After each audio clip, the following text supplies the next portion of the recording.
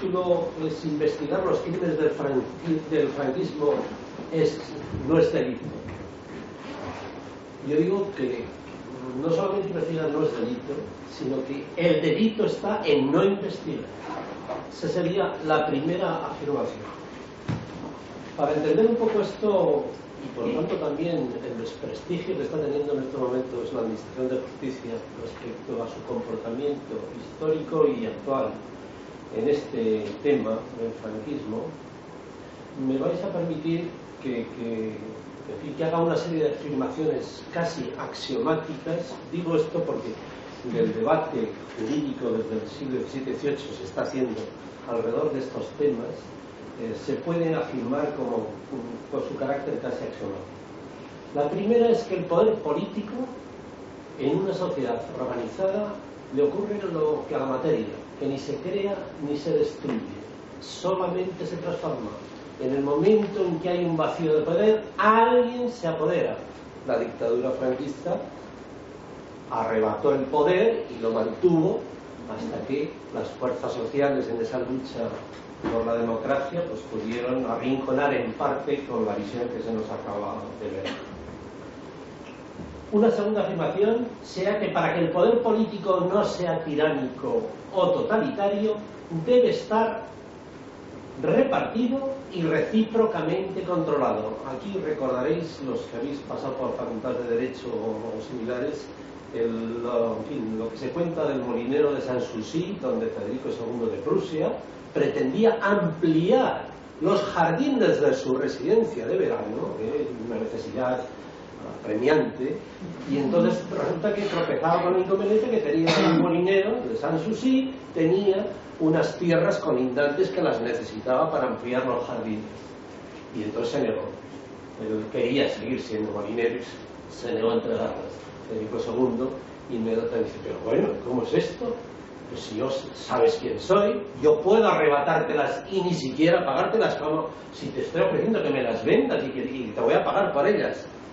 Contestación del molinero de Sanssouci: sí, puedes arrebatármelas, pero hay jueces en Berlín. Bien, tercera afirmación: el poder solo tiene sentido si se ejerce en garantía de los derechos de los ciudadanos. La Declaración Francesa de 1789, en el artículo 16, decía: toda sociedad en la que la garantía de los derechos no está asegurada, ni la separación de poderes establecida, no tiene constitución. No sigue valiendo la dictadura franquista al respecto. Cuarta afirmación. Ahora bien, sin jueces formal y materialmente independientes no puede haber Estado de Derecho, no puede haber auténtica democracia. Por tanto, el Estado viene obligado a poner a disposición de los jueces un estatuto de independencia que se la garantice, para que los jueces devuelvan imparcialidad, devuelvan equidistancia entre las partes. Y aquí vendría una pregunta que momentos antes de salir de casa se me ha ocurrido meterme en internet, y en la propaganda, que no sé desde qué sector, si el vuestro o de quién, pero en fin, me llueven 15 o 20 mensajes cada día. He visto una cita hacia una publicación de hoy, no sé si se vía internet o vía escrito de periódico, donde se habla precisamente de neutros, de neutros en cuanto al comportamiento neutro. Y cuenta una anécdota, parece que es un tal Angosto, cuenta una anécdota que me parece, en fin, perdonadme que os la transmita así un poco sobre la marcha. Dice que en el año 76 estaba haciendo primaria o secundaria, no sé si estaba en bachillerato ya, y que el maestro les preguntó un día, estaban diciendo: a ver, origen de las palabras y qué quieren decir las palabras, y estuvieron sacando, hasta que le llegó uno que le dijo: apolítico. Y entonces el alumno, siguiendo las tesis normales etimológicas, a, sin, polis, ciudadanía, etcétera, etcétera. Y al cabo del rato le volvió a preguntar a otro: ¿y tú eres apolítico? Y entonces este alumno dijo: ah, no, estamos hablando del año 76. Explicación de lo que se usaba. En mi casa nuestro padre nos tiene prohibido hablar de política, de nada. Dice: entonces tú eres a ciudadano, a persona. Bien, Digo esto porque es cierto que los jueces tienen que ser imparciales, devolver imparcialidad, equidistancia entre las partes, pero deben ser neutrales. ¿Deben ser realmente neutrales los jueces? Creo que en muchas ocasiones se confunde cuál es el verdadero alcance de la palabra neutralidad.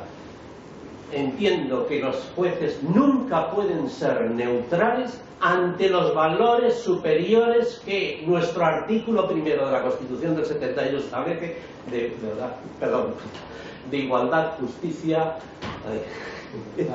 libertad y pluralismo político. Ante estos valores, el juez nunca puede ser neutral en la interpretación de las normas. Por tanto, la verdadera legitimación de los jueces para poder actuar ante la ciudadanía con la cara levantada es no ser neutrales ante estos valores y cumplir su obligación de ser auténticos garantes de los derechos de los ciudadanos. Está claro que es ahí donde el sistema judicial, los jueces, tribunales, etcétera, etcétera, pierden o ganan confianza. Pero, lógicamente, estos jueces tienen que estar también debidamente controlados. Tienen que controlarse si fundamentan o no, si motivan o no sus resoluciones o sus sentencias. Tienen que cumplir también con los preceptos de interpretación establecidos con carácter general, título preliminar del Código Civil, artículo 3º, de adecuarse a la realidad social del momento en que están aplicando la norma, con independencia de cuál sea el origen y el momento en que se publicaron esas normas y que él está aplicando en una actualidad que puede ser distinta a la que las determinó. Y, por supuesto, en fin, de acuerdo con esos valores superiores que acabamos de hablar. Pero también respetuoso con las reglas del juego, no por convertirse en un juez justiciero, porque yo lo digo, porque tal, o a ti te doy, a ti te quito, yo hago esto, tú haces lo otro, pero porque lo digo yo, no porque lo diga la ley, sino porque yo quiero que sea así, o sea, no, respetuoso de las reglas del juego. Hay dos ciudadanos siempre con posiciones o instituciones contrapuestas, con un árbitro que está intentando marcar y que se respeten precisamente esas reglas del juego. Por tanto, de toda este amalgama de afirmaciones, más esta obligación del juez de no ser neutral y de respetar la realidad, de motivar, de razonar, de interpretar de acuerdo con la realidad social donde está aplicando sus resoluciones y sentencias, tiene que aceptar la crítica pública de sus resoluciones.